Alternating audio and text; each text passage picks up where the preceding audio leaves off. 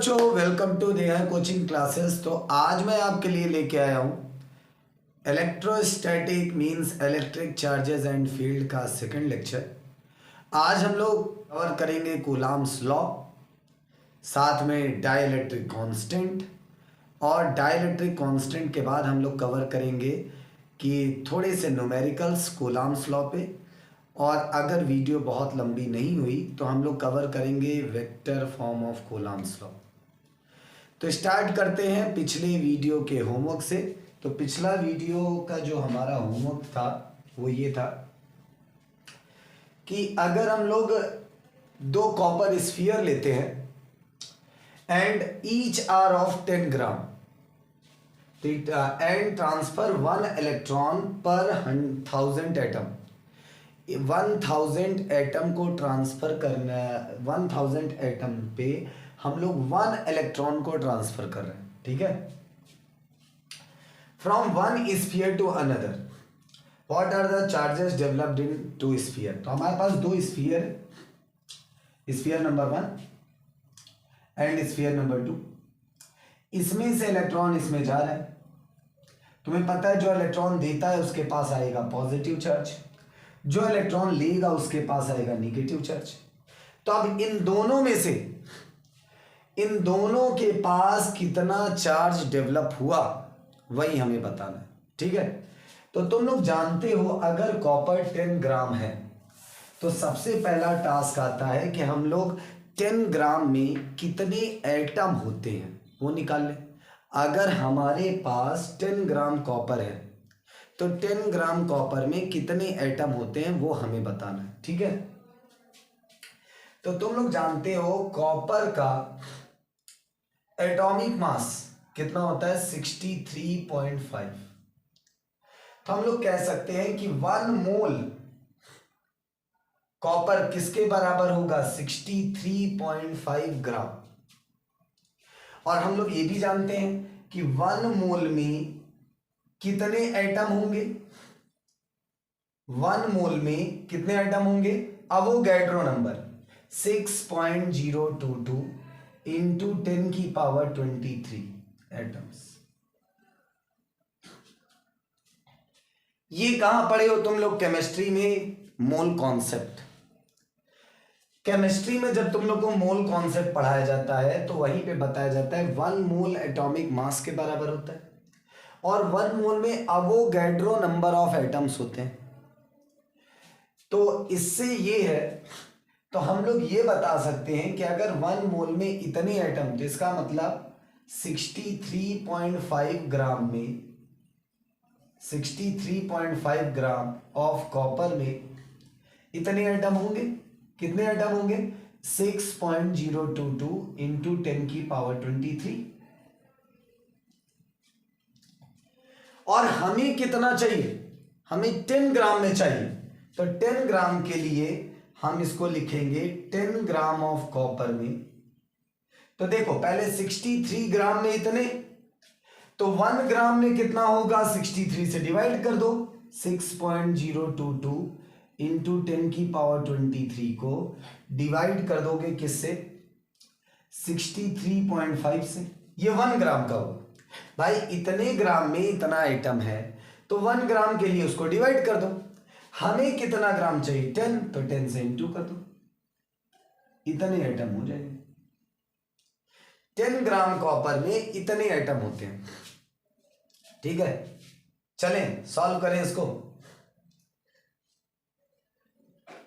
अब हमें ये पता है कि 1000 एटम जाएंगे तो 1 इलेक्ट्रॉन जाएगा, और जितने अगर हम लोग नंबर ऑफ इलेक्ट्रॉन निकाल लेंगे तो चार्ज तो निकल ही जाएगा।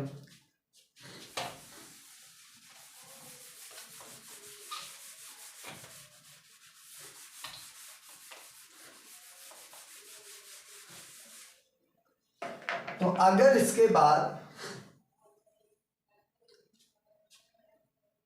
ये तो आइटम हो गया, अगर मैं बात करूं नंबर ऑफ इलेक्ट्रॉन, कितने नंबर ऑफ इलेक्ट्रॉन गए, तो तुम लोग जानते हो 1000 पे 1, तो इसको 1000 से डिवाइड कर दो, ये नंबर ऑफ एटम है ना, तो 6.022 10 की पावर, देखो 23 है, एक 10 और 24 डिवाइडेड बाई 63.5 इंटू 1000 से क्यों डिवाइड किए? जिससे हमें इलेक्ट्रॉन मिल जाए, क्योंकि 1000 एटम पे एक इलेक्ट्रॉन जा रहा था, इसलिए मैं इसको 1000 से डिवाइड कर दिया। यहां से देखो 3 0 3 पावर कैंसिल, तो 6.022 इंटू 10 की पावर 21, देखो 3 पावर हट जाएगा, और डिवाइड में 63.5, ये आया अपना नंबर ऑफ इलेक्ट्रॉन।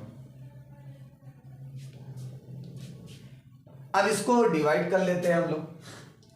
कैसे डिवाइड करोगे?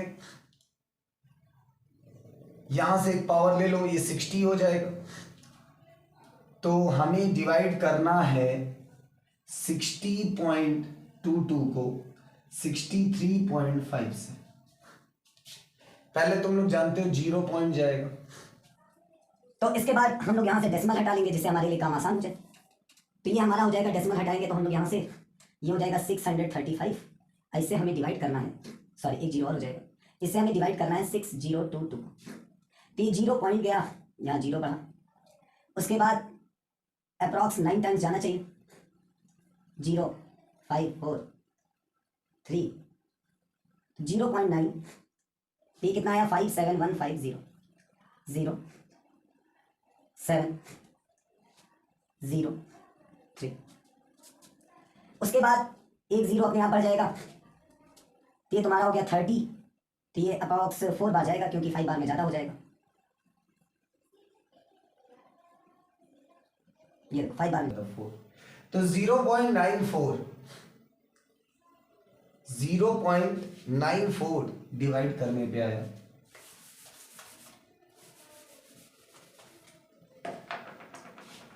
और पावर कितना बचा? एक पावर ये लिया था, याद करो, तो कितना बचा? 10 की पावर 20।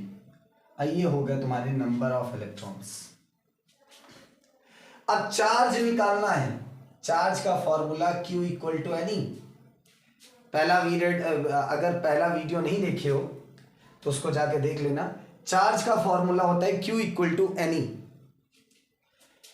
एन कितना दिया है? 0.94 इंटू 10 की पावर 20, और E कितना दिया है? 1.6 इंटू 10 की पावर -19, ये दिया है। अब हमें क्या करना है? ये देखो 20 में 19 माइनस कितना बचा? पावर 1। पावर 1 बचा तो हम एक पावर इसको ले लेंगे, तो 9.4 हो जाएगा। 9.4 को मल्टीप्लाई करना है 1.6.04, तो ये हमारा आंसर आ गया। और यही था हमारा होमवर्क, जो पिछली बार मैं तुम लोग को क्वेश्चन दिया था कि तुम्हें 10 ग्राम कॉपर का निकालना था, कितना चार्ज होगा अगर 1000 पे एक इलेक्ट्रॉन जा रहा है।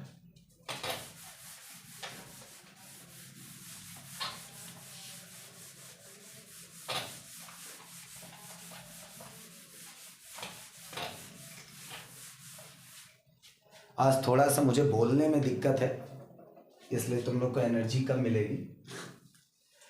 चलो आज देखते हैं, हम लोग पढ़ेंगे coulombs law. Coulomb's law, Coulomb's law.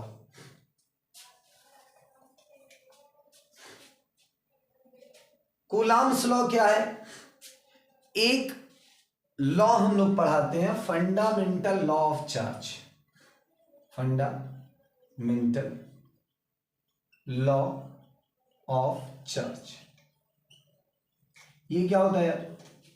तुम लोग को पता है? ये तुम लोग को सबको आता है fundamental law of charge, but हो सकता है इसका नाम ना पता हो। फंडामेंटल लॉ ऑफ चार्ज क्या है जानते हो? कि अगर पॉजिटिव चार्जेस हैं तो ये रिपेल करेंगे, और अगर पॉजिटिव और नेगेटिव चार्ज है तो ये अट्रैक्ट करेंगे। ये तो पढ़े हो। Like charges repel each other, unlike charges attract each other. Alike में यही पॉजिटिव ही नहीं, नेगेटिव और नेगेटिव होंगे तो भी रिपेल करेंगे। लाइक का मतलब है सेम चार्ज है तो रिपेल करेंगे, और अलग अलग चार्ज है तो अट्रैक्ट करेंगे। आपको ये तो हमें पहले से पता चल गया बेंजामिन फ्रैंकलिन के टाइम पे। कूलाम्स ने सोचा कि अगर ये रिपेल कर रहे हैं, अट्रैक्ट कर रहे हैं, तो फोर्स लगाएंगे, और अगर फोर्स लगाएंगे तो फोर्स का फॉर्मूला क्या होगा, फोर्स कैसे निकालेंगे, फोर्स किस पे डिपेंड करेगा। तो इसीलिए उन्होंने दिया कूलाम्स लॉ।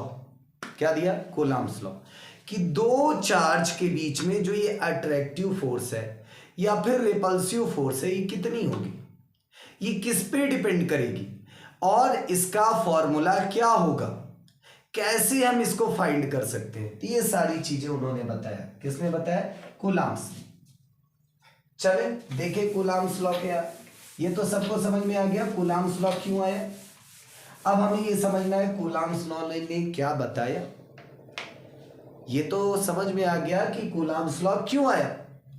अब समझ में आया, अब हमें समझना है कूलाम्स लॉ में हमें क्या बताया गया, कैसे दो चार्ज के बीच में फोर्स निकालेंगे।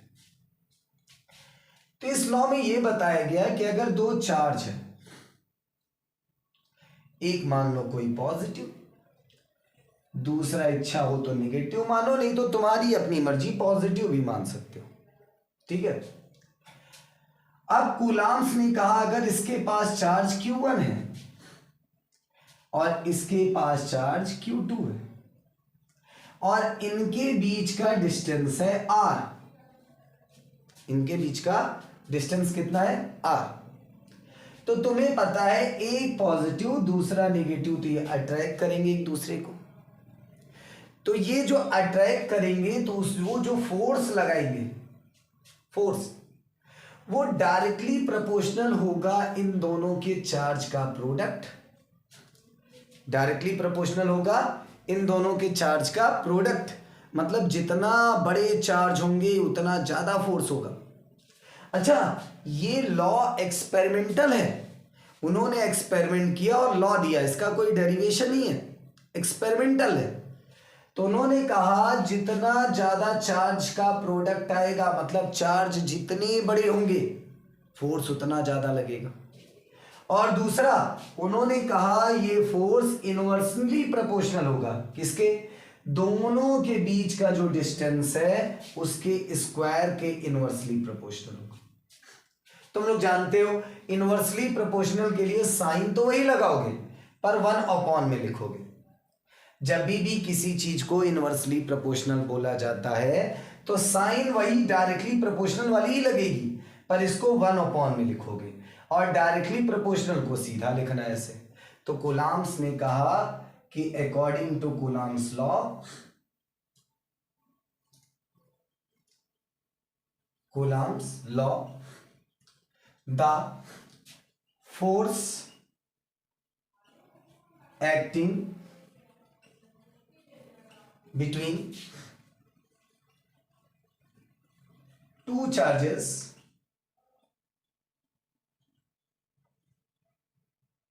is directly proportional to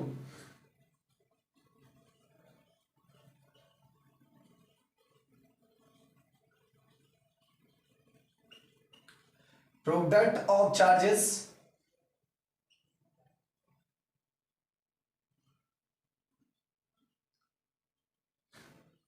and inversely proportional to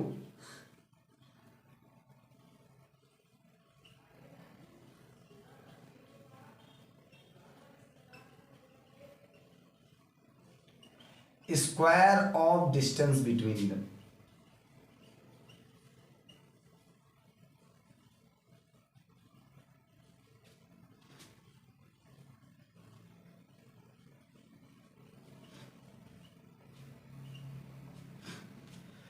coulombs ने कहा कि the force acting between two charges is directly proportional to product of charges and inversely proportional to square of distance between them. ऐसे लिख लेना, F is directly proportional to Q1 Q2, F is inversely proportional to 1/r square. और इनको combining, अगर combine करें, एक साथ लिखें, कंबाइनिंग अबव टू रिलेशन। अगर इनको हम कंबाइन करें तो हम क्या लिख सकते हैं? देखो इधर तो फोर्स ही है, फोर्स हो गए, डायरेक्टली प्रोपोर्शनल, डायरेक्टली प्रोपोर्शनल। ऊपर आएगा Q1 Q2, ऊपर क्या आएगा? Q1 Q2, और नीचे आएगा R स्क्वायर। फिजिक्स की बड़ी पुरानी परंपरा है कि डायरेक्टली प्रोपोर्शनल हटाओगे इक्वल लाओगे, और इक्वल लाओगे तो साथ में एक कांस्टेंट आएगा। तो यहां भी वही हुआ, F इज इक्वल टू, देखो इक्वल आया, एक कांस्टेंट आया K, और Q1 Q2 upon R square. ये है आपका कूलाम्स लॉ का, कूलाम्स लॉ से फोर्स का फॉर्मूला। कौन से फोर्स? इलेक्ट्रोस्टैटिक फोर्स, चार्ज के बीच में लगने वाला force. F is equal to K Q1 Q2 upon R square. एक मन में क्वेश्चन है कि K क्या है? K क्या है? नोट कर लो जल्दी से, चले बताएं K क्या है। चलो, लोगों ने पूछा K क्या है, तो एक्सपेरिमेंट से बताया गया K इज प्रोपोर्शनैलिटी कांस्टेंट।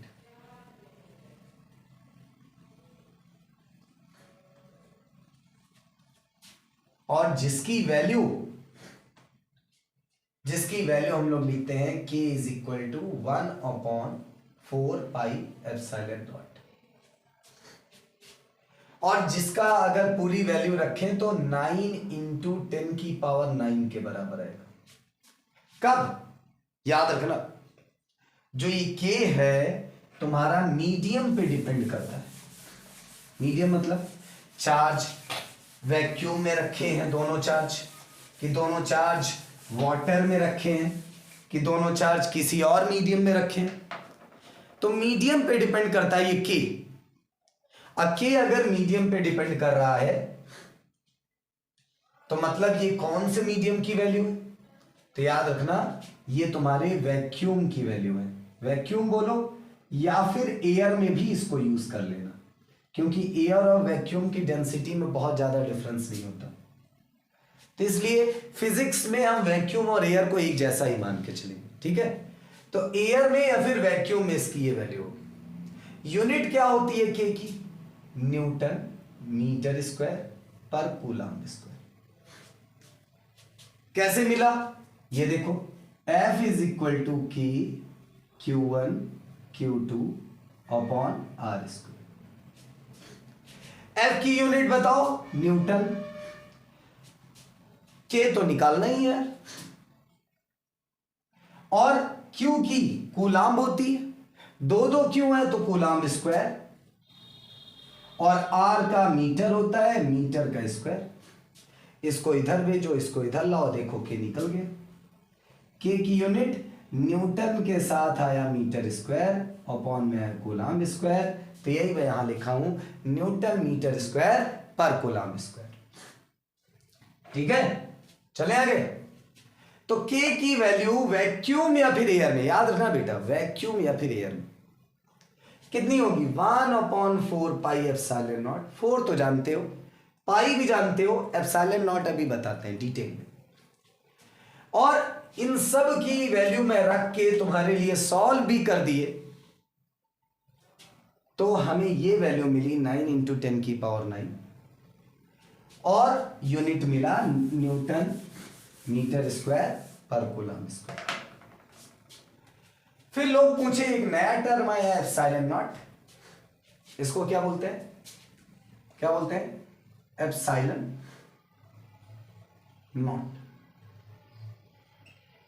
ठीक है, ऐसे बोलना है। इसका जो ये सिंबल मैं बना रहा हूं, इसको ये बोलते हैं। इसका मतलब ये नहीं है, जैसे याद करो पढ़े थे लैम्डा। अब लैम्डा सिंबल का नाम है, क्वांटिटी का नहीं। क्वांटिटी तो ये वेवलेंथ है, समझ रहे हो? तो ये सिंबल का नाम है ε0। ε0 का मतलब क्या होता है, किसके लिए यूज हो रहा है? परमिटिविटी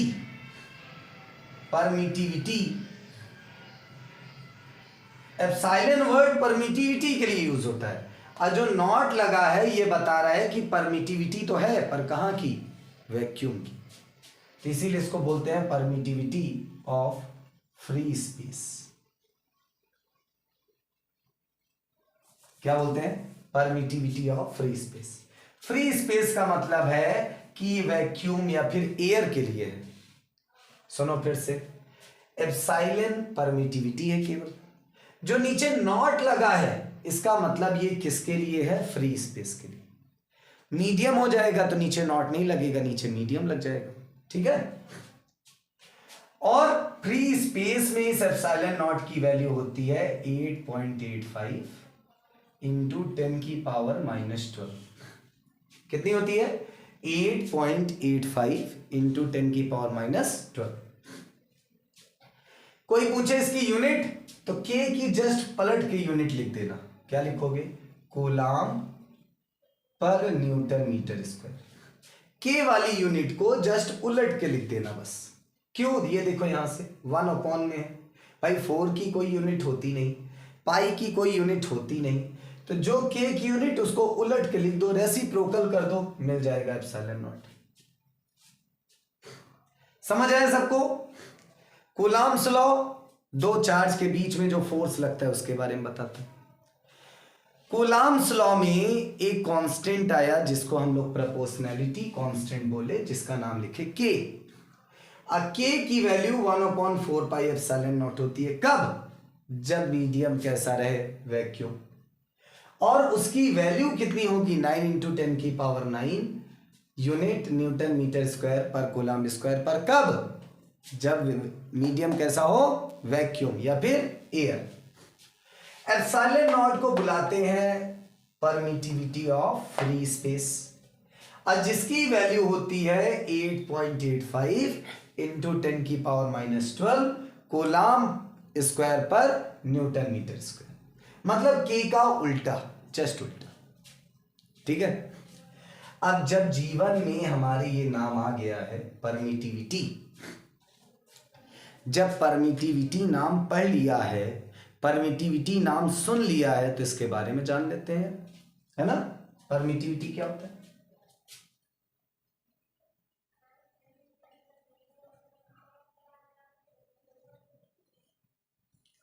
एक चीज याद रखना, परमिटिविटी किसी मीडियम का होता है, परमिटिविटी ऑफ मीडियम। भाई अलग अलग मीडियम की अपनी अलग अलग परमिटिविटी होता है ना। तो परमिटिविटी ऑफ मीडियम को हम लोग किससे रिप्रेजेंट करते हैं? एप्सिलॉन एम से। देखो ध्यान से, अभी तक एप्सिलॉन नॉट लगा था, क्यों? क्योंकि किसके लिए बात हो रही थी? फ्री स्पेस के लिए। अब परमिटिविटी किसके लिए निकाल रहे हो? मीडियम के लिए, तो क्या लगाओगे? एप्सिलॉन के नीचे एम लगा देना, ठीक। अब सुनो, परमिटिविटी नाम से क्या लग रहा है कि ऐसा लग रहा है परमिशन दे रहा होगा, तो तुम्हें लगेगा कि जो फोर्स को इंटरैक्ट करने में परमिशन दे। नहीं, ऐसा बिल्कुल नहीं। परमिटिविटी क्या है? परमिटिविटी तुम्हारी सोच से जस्ट उल्टा है। परमिटिविटी का मतलब है कि दो चार्ज अगर इंटरैक्ट कर रहे हैं, इंटरैक्ट करने का मतलब आपस में फोर्स लगा रहे हैं, चाहे अट्रैक्टिव हो या फिर कैसा हो, रिपल्सिव हो, तो परमिटिविटी जो मीडियम का होता है उसका काम होता है इनके बीच में फोर्स ना लगने पाए, मतलब फोर्स को ना लगने दे, फोर्स को रोके, इंटरेक्शन को रोके। मतलब दो चार्ज के बीच में मीडियम चाहता है इंटरेक्शन होने ही ना पाए, तो ऐसा मीडियम जिसकी परमिटिविटी ज्यादा, वो फोर्स को कम कर देता है, क्योंकि वो रोक देगा, चार्ज के बीच में फोर्स लगने ही नहीं देगा। और ऐसा मीडियम जिसकी परमिटिविटी कम, वो फोर्स को लगने देगा। भाई जब रोकने वाले ही नहीं रहेंगे तो फोर्स तो लगेगा। भाई जब प्यार के दुश्मन ही नहीं होंगे तो प्यार तो होगा है ना। तो इसीलिए परमिटिविटी का काम है कि फोर्स या फिर चार्ज के बीच का इंटरेक्शन इसको रोके। तो परमिटिविटी की डेफिनेशन कैसे लिखोगे? कि ऑब्स्ट्रक्शन है, द ऑब्स्ट्रक्शन, ठीक है, the obstruction offered by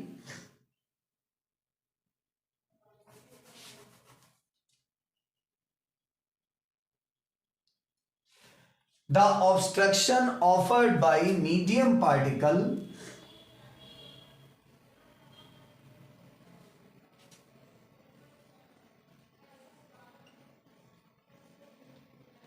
in interaction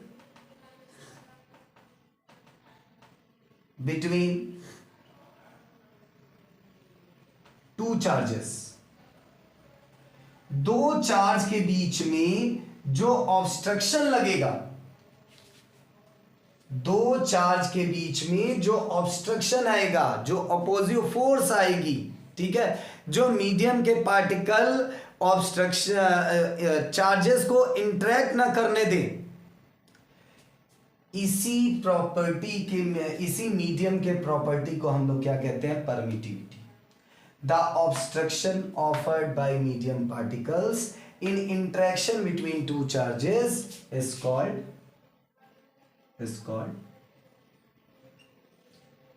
permittivity of that medium, उस मीडियम की वो परमिटिविटी होगी।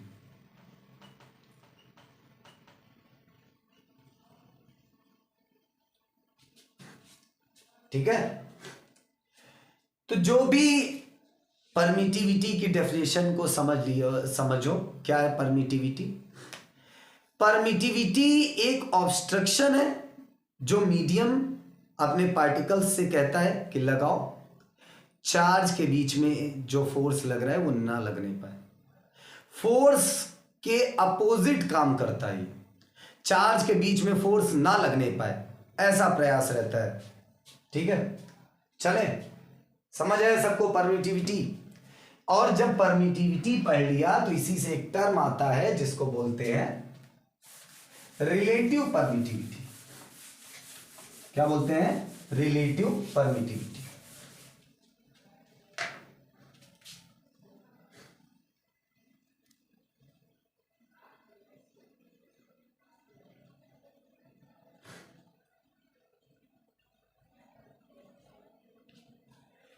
या फिर हम लोग इसको एक और नाम देते हैं डाई इलेक्ट्रिक कांस्टेंट।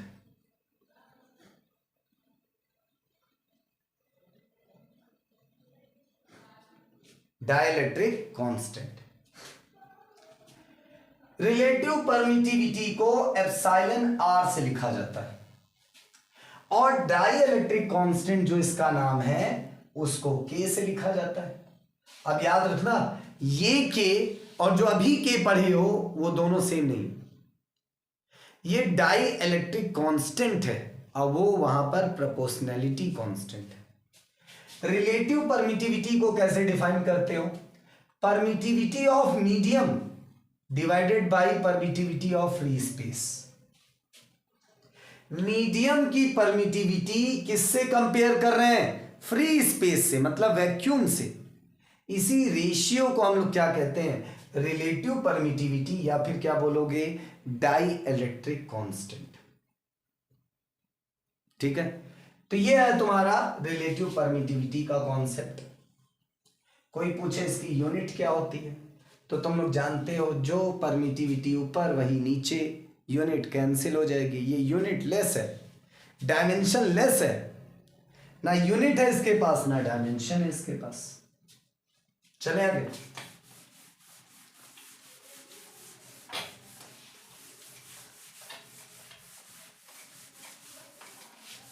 चले आगे। रिलेटिव परमिटिविटी का एक और फॉर्मूला होता है। एक क्या होता है, force of vacuum divided by force in medium. ये भी होता है। मान लो दो चार्ज को मैं पहले वैक्यूम में रखूं, फिर उन्हीं दोनों को मीडियम में रख दूं, किसी मीडियम उठा के। अब मुझे रिलेटिव परमिटिविटी निकालना है, तो जो वैक्यूम वाला फोर्स है उसको मैं मीडियम वाले फोर्स से कंपेयर कर दूंगा, तो मुझे क्या मिल जाएगा, रिलेटिव परमिटिविटी, या फिर क्या मिल जाएगा, डाइलेक्ट्रिक कांस्टेंट। अच्छा ये तो समझ में आया, पर ये कहां से आया ये नहीं समझ में आया, तो उसको देख लो एक बार। अगर मान लो दो चार्ज वैक्यूम में है, किसमें है, वैक्यूम में, तो हम लोग लिखेंगे फोर्स का formula F is equal to K Q1 Q2 upon R square. और याद करो तुम लोग को मैं K की वैल्यू भी बताया हूं, कितना होता है 1/4 पाई एप्सिलॉन नॉट। तो देखो ऊपर तो 1 का मतलब वही Q1 Q2 रहेगा, और नीचे आ गया 4 pi epsilon not into R square. फिर अगर इन्हीं दोनों चार्ज को मैं मीडियम में रख दूं, किसी मीडियम में, यही दोनों चार्ज कहां में रख दिया, किसी मीडियम में। मीडियम में रखूंगा तो फोर्स का फॉर्मूला अभी तो वैक्यूम वाला था, अब कौन सा, मीडियम वाला होगा। मीडियम वाले के लिए K की वैल्यू में केवल बदलाव होगा ये, पहले जो एप्सिलॉन नॉट था अब वो बन जाएगा एप्सिलॉन m। तो देखो फॉर्मूला क्या मिल जाएगा, Q1 Q2 वही, डिस्टेंस भी वही, 4 वही, पाई वही, केवल एप्सिलॉन m हो गया। अब इन दोनों को डिवाइड करो, force of vacuum divided by force of medium, इसको डिवाइड करो, क्या मिलेगा, Q1 Q2 upon 4 pi epsilon not R square, Q1 Q2 divided by 4 pi epsilon m into R square. काटो, Q1 से Q1, Q2 से Q2, 4 से 4, पाई से पाई, R square से R स्क्वायर, और तुम लोग जानते हो ये नीचे आएगा, ये जो एप्सिलॉन नॉट बचा है, और ये एप्सिलॉन m ऊपर जाएगा, तो ये हो जाएगा FO अपॉन FM। ये बराबर हो गया एप्सिलॉन m ऊपर और एप्सिलॉन नॉट नीचे। ध्यान से देखो, क्या ये फॉर्मूला यहां है, और ये किसके बराबर है, FO अपॉन FM के। तो इसीलिए रिलेटिव परमिटिविटी को क्या लिखा जाता है, force in vacuum divided by force in medium. बोलो कोई दिक्कत, नोट कर लो यहां तक, फिर न्यूमेरिकल की तरफ चलते हैं।